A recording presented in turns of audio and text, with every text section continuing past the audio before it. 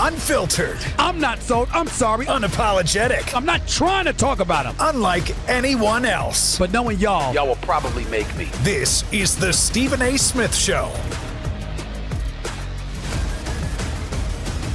What's up, everybody?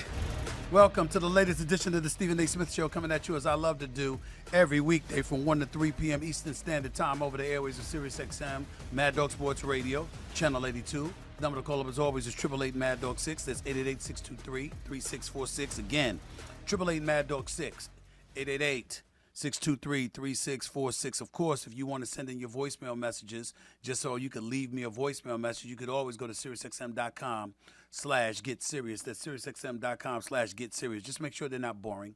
Make sure you put some bass in your voice. Make sure you sound like you want to leave a voicemail message. Don't sound like you're just waking up. Don't sound like you're boring. Don't disrupt and minimize the momentum of my show, because I don't like that, all right? I don't like that at all. So make sure if you're going to leave a voicemail message, or even if you're going to call, you're not wasting my damn time. Let's be very, very clear about that, okay? This is obviously where I'm going with this. I'm not as hyped as I was yesterday for obvious reasons. The New York Yankees lost. The New York Yankees have lost again. The drought of a World Series championship has now reached 16 years, the second longest in the tenure of the most storied franchise in sports annals. And I'm not happy about it at all, but I'm not going to lie to you. I'm not going to front. As excited as I was about what they did in Game 3, the reality is that we all knew that the Yankees were the inferior team. The Toronto Blue Jays had their way with the New York Yankees for the better part of this season. Yankees were going to have to go back to Toronto for a Game 5 had they won a Game 4, series deciding Game 5, a place in which they were 1-8 this year. So that definitely didn't bode well for them. And then I'm looking at the rest of their squad. I'm looking at everybody. I'm looking at a guy in Aaron Judge who was absolutely fantastic. I mean, you talk about somebody that really, really redeemed himself and changed the narrative on his career, considering how he performed this postseason. 9 for 15, batting .600 with 5 runs, a homer, 6 RBIs, and only 3 strikeouts in the series against the Toronto Blue Jays. But the rest of the Yankees batted .207. This is what it comes down to. Judge reached base 18 times and only made 13 outs in 7 games this postseason. That's fantastic. Now, this is a man that had entered October batting .205 lifetime in the postseason, but that was not the case considering how he played against the Red Sox and the Blue Jays. You got to tip your cap to him. You got to pay homage to him. You got to give him his props. The Jays, however, went 11-6 against the Yankees this year. 8-5 in the regular season, and obviously 3-1 in the ALDS. Vladimir Guerrero Jr., all right, .529 batting average, 5 runs, 3 homers, 9 RBIs, 1 strikeout. This was in the ALDS. The man batted .529. So no matter how great Aaron Judge was, he wasn't Vladimir Guerrero Jr. He just wasn't. Remember, he had just signed a 14-year, $500 million deal. So brothers getting paid and showed that he deserved it. We thought that this was going to be a bullpen game for the Blue Jays, which it was. And we thought that since Slittler came out there to pitch for the New York Yankees, considering how he had 12 strikeouts and pitched the gem against the Boston Red Sox, that we were hopeful that his performance would be even better this go-round. It wasn't, but it wasn't like it was his fault. He wasn't awful. He only gave up a couple of runs. If it wasn't for that error by Jazz Chisholm, all right, that ultimately led to the Toronto Blue Jays scoring 2 additional runs, the Yankees would have been down 2-1. And remember, they had the bases loaded in the 8th. I mean, you just look at the opportunities that they had that they ended up squandering. And, you know, what do you say?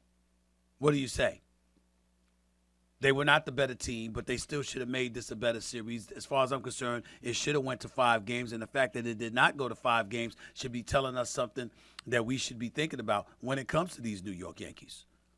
That's just the way that I'm looking at it, and the Yankees were healthy. Meanwhile, Bo Bichette, I mean, he was going to all-star shortstop for the Blue Jays. He was gone. He didn't play in this series, so I'm just looking at it and I'm saying, how do you lose this game? But we all know, because in the end, pitching wins it all for you, and because you got to be able to hit. You can't score against somebody. You ain't going to be able to win. And sure enough, the Yankees struggled to score. Remember, the first 20 innings of this series, they had gotten outscored 29-9. So I don't sit here and take any enjoyment in talking about this. I'm pretty pissed off, to be quite honest with you.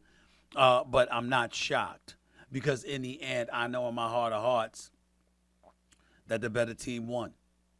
And then I tell you where I get upset. This is where it really, really bothers me, though. Schlittler, didn't showcase the same dominance like I told y'all before with his, the way that he did in a wild card clincher against the Boston Red Sox when he pitched 8 scoreless innings and registered 12 strikeouts. All right? But he pitched well enough for the Yankees to win Game 4 last night. He only allowed 2 earned runs, like I told you, all right, on 8 hits, no walks, and 6 in the third innings. That's not bad. That is not bad, not at all. And we got to pay attention to that. We got to be honest about that. Here's where we should be pissed off. Fried, Mr. $218 million mind, Max Fried, 8th highest paid starting pitcher in all of baseball at $27.25 million per year. Carlos Rodon, all right, at $27 million per year, ranked 8th and 10th respectively in highest paid pitchers in Major League Baseball. Postseason starts with the Yankees. Rodon now has 6. The man is 1-2 with a 6.92 ERA. 6.92 ERA. That's not good. By the way, let's not forget this either. Games 1 and 3 against Toronto, the Yankees received a total of 8 combined innings from their starting pitchers. Louis Hill, Max Fried, and Carlos Rodon. Their combined ERA was 16.88. And when I see that, that brings me back to Mr. Brian Cashman. Because constructing this roster matters. How you construct this roster matters. We're going to look at the manager, Aaron Boone, 8 seasons with the Yankees as the manager, 7 postseason appearances, 3 American League Championship Series, and a 2024 World Series berth, but no World Series title. In Boone's tenure, the Yankees have the 3rd most regular season wins. Dodgers are first, the Astros are second, all right? And the 3rd most postseason wins. Astros are first, Dodgers are second. But the Yankees are the team without a World Series championships. Now, we know about the Astros and their trash can controversy and all of that, but the bottom line is they walked away with a chip. The Yankees haven't. And I'm looking at Aaron Boone right now, and I'm just, again, baseball's different because you never know who's making the decisions these days. Yeah, he might make one decision, but then the decision might come from the general manager, Cashman, or their analytics department that they rely upon, etc. A lot of stuff has changed in baseball, and that's something that I can't wait to talk to Commissioner Rob Manfred about, who's going to be on the show today. I can't wait to talk to him because I think he's done a hell of a job. I think he's done a hell of a job with Major League Baseball. I think baseball is more compelling and more interesting than ever. As much as we love the long ball, you don't have to rely on it to see great baseball. And I give a lot of credit where credit is due. I'm really, really fond of Commissioner Rob Manfred, and I can't wait to talk to him about these playoffs. Make no mistake about it. But right now, the Yankees are on my mind because of how they lost this series. And then don't get me started with the hitting. Don't get me started with Mr. Volpe going for like 1 for 15. I'm just looking for his numbers right now to make sure I'm reminded of that. I mean, come on, I got to get better than that. And that certainly did not happen. And then you look at the Yankees, Game 4 hitting, 1 for 6 with runners in scoring position. Left 10 men on base, stranded 8 runners over the final 4 innings. 8 runners over the final 4 innings. Jet, damn it. I'm just upset. Volpe, 1 for 15 with 11 strikeouts in the series against Toronto. 1 for 15 with 11 strikeouts in 4 games against the Toronto Blue Jays. I'm going to say it one more time, fellas. 1 for 15 with 11 strikeouts. I mean, damn, I could do that. I mean, you got to be kidding me. Cody Bellinger, Ben Rice, Jazz Chisholm, Trent Grisham, all hit below 190 in the series. That home run and bat flip by Chisholm was spectacular in Game 3. Special. But outside of that, what did he do? In that era, was big time. How about Giancarlo Stanton? 7 home runs and 16 RBIs in 14 games last postseason. This year, he goes homerless between both series for the first time in 7 postseasons with the New York Yankees. Homerless. Homerless. What do you say? What do you say? 888 Mad Dog 6 is always the number to call. That's 888-623-3646. You're listening live to the Stephen A. Smith Show, Sirius XM Mad Dog Sports Radio. There's a lot to get into today. The Yankees will be one of them. The Dodgers and the Phillies will be another because Schwarber showed up last night. My God, did you see that blast where he hit the scoreboard in right field? I mean, it would have went out to the parking lot, out the damn stadium if it didn't get stopped. I mean, this brother's mammoth. He's a monster. And that's how you're supposed to show up when you're a cat that drops 56 home runs, hits 56 home runs in the regular season. You're supposed to show up in the postseason and make sure you remind them who the hell you are. And that's what Schwarber did last night. Still down 2-1 to the Dodgers. Dodgers still look like a superior team, but it's not like the Phillies are incapable of forcing a Game 5. You lose games 1 and 2, okay, in Philly. You go to Chavez Ravine and you win the way that you did, 8-2. If you win this next game tonight, I mean, you force a Game 5 back on your home turf in Philly. And I'm telling you right now, the Dodgers, I mean, Shohei Ohtani, Mookie, Betts and everybody. Listen, the Dodgers are clearly the team to beat. But the Phillies are no slouches. And they can make some things happen. So it's going to be real interesting to see what happens. But it's getting very interesting. We can't ignore it, and we can't act like, I can't sit there and act like just because my Yankees are going that the playoffs are not interesting, because they are. Because they are. Everybody showed up except the Yankees. So that's something we got to pay consideration to. Let me transition to another subject. And this subject is going to be about college football. It's going to be about Bill Belichick.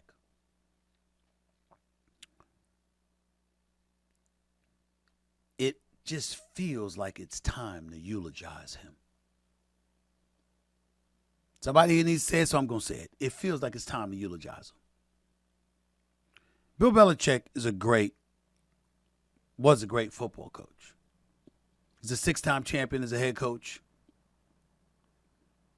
He's an 8-time champion overall because he won 2 as a defensive coordinator with the New York Giants, Bill Parcells, Lawrence Taylor era, all of that stuff. Won 6 championships as the head coach of the New England Patriots, coaching Tom Brady. And obviously, Bill Belichick did a lot, and Tom Brady knows that. This is not to act like Bill Belichick has forgotten football and doesn't know what he's doing. That's not what this is. This is about the fact that he's coaching a program. He has no talent. He hasn't recruited. There's been 70 new players transferred and, all of this other stuff. We got that part too. But they just don't look good. They don't look connected. And then you got to start looking at his hiring, his staff that he put together, engaging in nepotism and NFL folks that you're comfortable with, as opposed to ideal college folks that could go out there and recruit for you and could really help you oversee a football program on a collegiate level. So naturally, reports circulated that he was in talks with the University of North Carolina about lessening his buyout and making it easier for him to leave and all of this other stuff. And Bill Belichick, in concert with the athletic director for North Carolina and the school, basically said, I'm fully committed to UNC football and the program we're building here. That's what he's saying. Well, that doesn't mean that you haven't negotiated a lesser buyout. That doesn't mean that you're not going to leave. North Carolina Athletic Director Bubba Cunningham writes, Coach Belichick has the full support of the Department of Athletics and University. So, you ain't going to abandon him just yet. That would be incredibly embarrassing. And you don't want to do that. You don't want to do that. What's going on right now, what's obviously taking place right now, is a situation where, hey, the program stinks. The players ain't that attractive. It's existed, meaning the program, since 1953. And they have 5 ACC conference championships in 70-plus years. 72, I believe. Think about that for a second. You've been around since 1953. And you've brought, and the program has gotten 5 conference titles. I'm sorry, ladies and gentlemen, that is far from impressive. Then let's take it a step further. Not only is that the reality, Bill Belichick comes there, and opening night, you got Michael Jordan in attendance. You got Lawrence Taylor in attendance. And y'all stink up the joint. That's what happened. That's truly, truly what happened, if we're totally being honest about it. And we can't ignore this kind of stuff because it's just facts. It's facts and it's inescapable. You don't get around it. So it's really not about North Carolina football because we didn't expect much from them anyway. It's about the fact that you're hearing about parents complaining. You're hearing about students complaining. You're hearing about complaints about Belichick's coaching staff, how things are being run. This is not good. This is not good at all. Now, I believe that totally Bill Belichick didn't have a job waiting for him in the NFL once he departed from the New England Patriots because you got a lot of young bloods that are GMs now and running football operations for an NFL franchise, and they're like, what the hell are we going to be able to tell Bill Belichick? If I hire him and I bring him on board, I'm not going to be able to tell him anything. Why would I want to put myself in that kind of predicament? That's probably why he didn't get a job. That was before. Now he's not going to get a job because the luster has drastically dimmed. You were the man when Tom Brady was there. You were seen as the guy that forced Tom Brady out. Remember, when Tom Brady decided to depart from New England, word was all Bill Belichick had to do was say, I want you to stay, I don't want you to leave, and Tom Brady would not have gone anywhere. But because Bill Belichick refused to do that, to kiss the ring, because he had 6 of his own, just like Tom Brady, he was like, bump all of that. And as a result, Robert Kraft had to love Tom Brady enough to let him walk. And he let him walk, and he goes to Tampa Bay the very next year during COVID and all of that. And Tom Brady turns around his first year and wins the Super Bowl championship without Bill Belichick. Meanwhile, Bill Belichick, with Mac Jones and them, was struggling to be relevant and make the playoffs. And it nosedive even from there. So then you ultimately depart from New England because they need a new voice, a new everything in there, because the old days are gone when you had that 20-year run and Bill Belichick couldn't get a job. And then when he couldn't get a job, the man that never wants to speak to the media or anything was actually doing television. And then after that, he got an offer from the University of North Carolina. And when he got the offer from the University of North Carolina and expectations ballooned, all of a sudden he writes a book. He was getting maligned for that. His young girlfriend was in the picture escorting him to interviews and stuff. He was getting maligned for that. Then we finally get to focus on football. And when we focused on football, we literally see him in the head with the headsets on and the microphone asking his staff, what the hell is going on here? What are we doing? Because the North Carolina Tar Heels didn't look like they knew what the hell they were doing. And so they get a game, they get 2 meaningless wins, and then they go against UCF, they get blitzed, and then they go against Clemson last week and they get blitzed. And now people are looking at it and they're saying, damn, this is not going to end well. And if it doesn't end well in North Carolina, where's it going to end well for Bill Belichick? That's just bad. That's just bad. 888 Mad Dog 6 is the number to call up. It's 888-623-3646. I got into that, and I'm going to get into some stuff about my New York Knicks and Giannis Antetokounmpo.